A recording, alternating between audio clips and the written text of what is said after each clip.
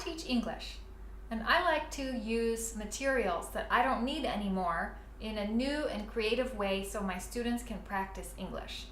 Now I took old magazines, books, and newspapers, and I cut out interesting pictures of people doing things like sports or their work at their job, or beautiful places that my students would find interesting.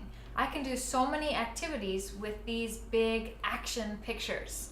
If I have low-level students, they can take vocabulary words they know that they see in the pictures, such as colors. If I have more advanced students, they could describe by speaking or writing what they see in the picture. My most advanced students could create a story about what's happening in the picture, and to make it more challenging, we could give them more than one picture and they have to write a story that connects all the pictures together. Some of my students' favorite activities with these are to have me describe a picture and they have to guess which one I'm describing.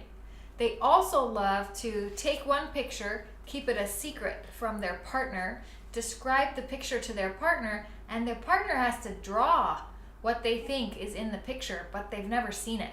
This tests if the speaker is doing a good job and if the listener who's drawing is also doing a good job. At the end, they compare the drawing to the original picture. Finally, they like to play that we've gone to a museum.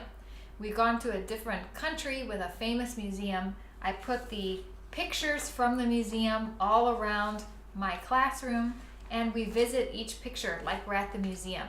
They think in their mind what their favorite picture is, and then they describe it, and their friend, their classmate, has to guess which one was their favorite. I'm sure you can think of many more speaking, writing, listening, reading activities that your students can do with action pictures.